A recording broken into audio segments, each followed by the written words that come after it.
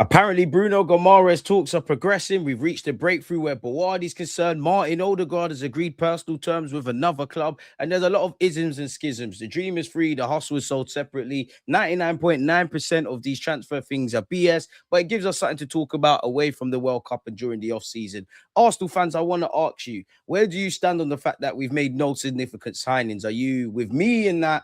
Okay, I could be frustrated and all these things. We're Premier League champions. I need to see movements. We're looking at what other people are doing. Not that we're watching other people, but we want to rise up our own signings. But if last year taught me when Noni walked in and it looked shaky around Eze and Gyökeres, coupled in the fact that we lost that North London derby in pre-season, we weren't happy. I learned a valuable lesson. Don't judge people at the start, judge them at the end, because 8 new players came in, new signings came in, new contracts were dealt with. Obviously, I don't think we need much.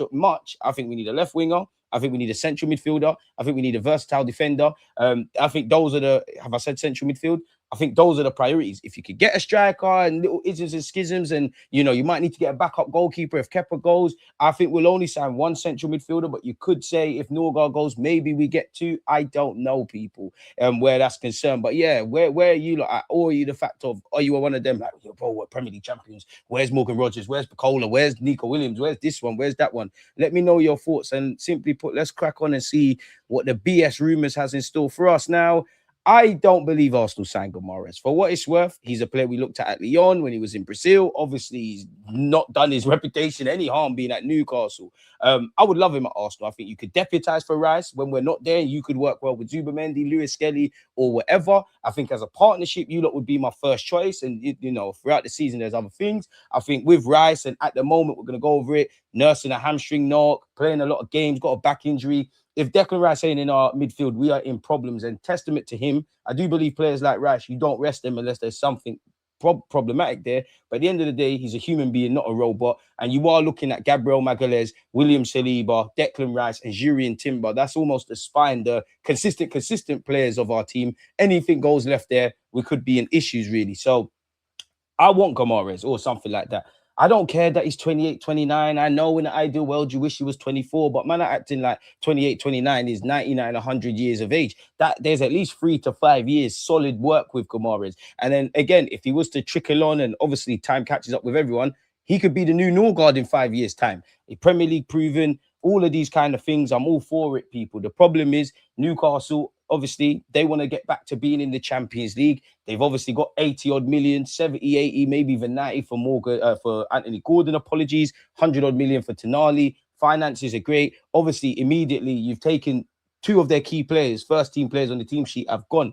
Why would they let Guimarães leave? So you never, by that stage, you don't really want to be the last one trying to prize a player. And again, we're in that market where if they're saying 65 million, of course, barter, negotiate, but barter. You see what I did there? Negotiate. But at the end of the day, if 65 million, 70 is the asking price, then this is the dynamics. You either find these players before they end up where they end up and the price tag, because we could have grabbed them at Lyon, or you pay the asking price, or you've got your alternatives. As I said, for me, I'll judge the club at the end. Just please make sure there's a left winger, there's a central midfielder, there's another defender. Everything else is a bonus for me. But let me know your thoughts and don't forget to smash the like button. Apparently, Lee Ryder has said, a journalist that primarily covers Newcastle, an amount approaching £65 million is considered a figure that could prompt Newcastle to reconsider their stance regarding Guimarães. Newcastle club remains in a state of extreme alertness regarding the future of the leader, Bruno Guimaraes, as Arsenal is still interested in signing him. It's believed that Bruno feels some anxiety about the club's sporting project after Newcastle's failure to qualify for European competitions. Arsenal have not yet made any official offer, nor is there a release clause in the player's contract that can be activated. So it feels like there's just been third-party informal proposals, seeing if a deal can be done. There's no official offer for Arsenal to have accepted or for Newcastle to reject. They want to keep him. Naturally, if you're Bruno Guimaraes, I think his kids were born in Newcastle. Them Brazilian men are passion merchants. I always say for foreign fans, regardless of you support Arsenal or whatever, if you were to fly to this country, go watch, your Arsenal, your Chelsea, your whatever, yeah. But if you want to see what British football's about, you got to go up Newcastle. I think it's a match made in heaven with his Brazilian passion, the way the Geordies go on. He's obviously helped them win a League Cup, which is a great landmark for Newcastle with the greatest of respect. Naturally, you are going to think, oh, you sold Tonali, you sold Guimarães. Last summer was a bit of a shit show. Last season was a bit of a shit show. You are going to have a bit of anxiety and naturally question the project. And at 28, 29, you could prompt the question to Bruno, like, this might be your best opportunity to go to a team fighting in Europe and obviously Premier League champions if Arsenal or anybody else. So it is a discussion to have, but no bid's been lodged. So it's almost a non-story, people. We'll circle back on that. Besiktas have made an offer worth 18 million euros plus 20 million, plus 2 million in add-ons to Arsenal for Leandro Trossard. I'm not gonna lie, the World Cup has made me rethink Trossard. He's having a good World Cup, low-key, even though Belgium look a bit shaky. But is that an offer you would take? Obviously, he's 31. You get him, you get him, you move on to Wanyeri, you shed the wages of a Fabio Vieira, Reece Nelson, and all of those kind of guys. We've got more resources on top of whatever our allocated budget is already in it. Would you let Trossard go? I don't really want to let Trossard or Martinelli go until I see players sign, but that's just me as a novice football fan. Arsenal expected to submit an official bid for Bruno Guimaraes later in the transfer window, says Lee Ryder once again, people. Arsenal are confident they can complete a deal for Bruno Guimaraes. You lot were confident you get Jeremy Monga. Until people have signed on the dotted line, holding up shirts, press conferences, saying they've always followed Arsenal or whatever club when they were younger. Everything's up for debate, people. We've covered that already. Ben Jacobs, again, it's no hand of Arsenal, it's no Fabrizio Romano, it's no David Ornstein, with the greatest of respect. He has said it's a very clear position. Newcastle don't want to lose Guimaraes. He's not for sale. Well, they said that with Isaac. Andrea Berta doesn't usually waste his time on deals that he don't think can come off. Let's see if we get a second Arsenal bid, but we haven't had a first. Now, Rice is likely to be available for England. You see why we need to sign a central midfielder, people. Rice is likely to be available to start for England at the World Cup in their last 16 tie against Mexico on Sunday or Monday morning, despite an ongoing injury issue. He has been playing with a neutral problem that affects his hamstring and lower back and was substituted, obviously, in the 2-1 win against Congo. Tuchel said, I asked him, he said, I can do it for the team, but I'm in terrible pain. When Declan tells you he's in terrible pain, then you know he cannot take anymore. Though Rice is likely to be available to start against Mexico, there remains doubts over Reece James. We need him to be fit. So, yeah, these are the things. The minutes these play, every player at Arsenal has put their body on the line, but especially the spine. If there's any nonsense around Saliba, Declan Rice, even still Bukayo Saka, Timber, we are in trouble next season. So we need to have players that to allow Rice to be rested or we're able to maintain. Because at this moment in time, if Rice misses 5-10 games, we're in trouble. I honestly believe that, people. Apparently, Arsenal agreed to Lille's request with 80 million euro Ayyoub Bouaddi transfer on. Arsenal made a compromise in their effort to sign Bouaddi, with Lille's request being met. A transfer can now proceed, according to a report. Again, we know he's done well at the World Cup. We know he's 18. We know he's made just shy of 100 appearances for Lille. We're not going to read the tosh, people. Apparently, PSG and Real Madrid are hovering. Apparently, PSG are the front runners. Real Madrid are not as heavy, depending on where you read. Arsenal, City, Liverpool, Chelsea, Man United, and every top European club is obviously going to have something to say. If selling the player right now, Lille want a hefty 100 million euros, which equates to 86 million. But ideally, they would sell the player now and loan Bouaddi back. Now, again, I don't know how much money we had to play with, but if it was FIFA and you sign Bruno Guimaraes and Bouaddi, all right, Bouaddi stay there for a year. As much as I think he's talented, and a part of me would say yes, but in terms of what we need for next season, we need a midfielder that's going to be utilized now, because you heard what I've just said about Rice. If you've got Bouaddi, Lewis Skelly, Zubamendi, and Rice long term, great.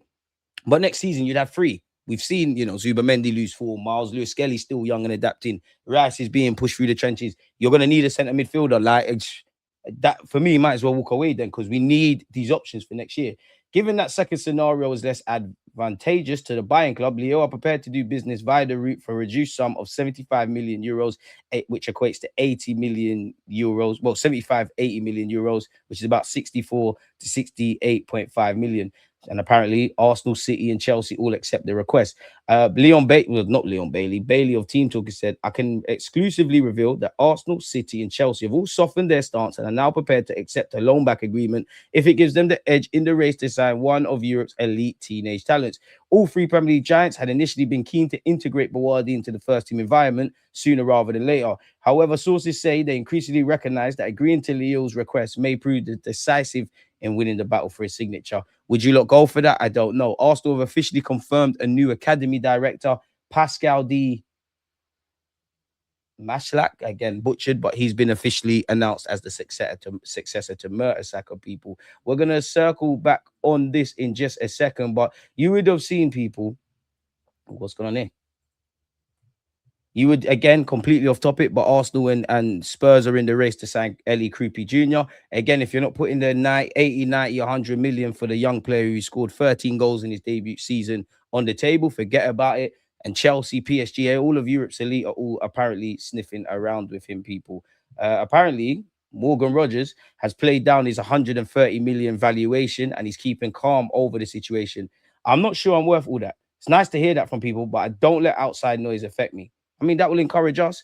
And apparently Arsenal would push hard for Morgan Rogers. But if you're not going to put the money down, you can forget about it. According to a report out of Spain, I don't know for the credibility, but Arsenal are still keen on Nico Williams, people. It's easy to link us with any wingers, much less players that we have accredited interest in.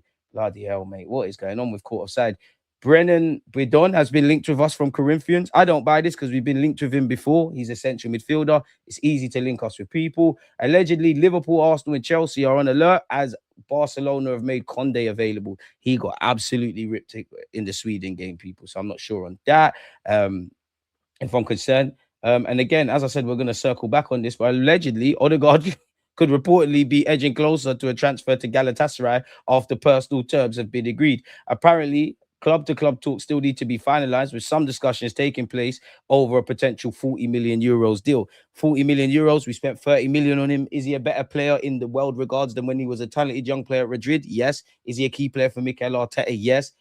I don't agree with it. Turkey, lovely country. You'll get paid financially quite well. I don't buy this, people. But I do think there's an element of, I know he's the captain and things, but I think Odegaard needs to show some consistency and better levels. Or with 2 years left on your deal, you and maybe potentially Kai Havertz, there's a decision for Arsenal, specifically Mikel Arteta and Berta, to make. Would you not sell him to Galatasaray? Would you sell him full stop? Obviously, people, again, apparently he's happy at Arsenal and these reports are labeled false. So you can quickly put cold water on that. And apparently he will not be going anywhere. But I just wanted to know you lot's thoughts with that.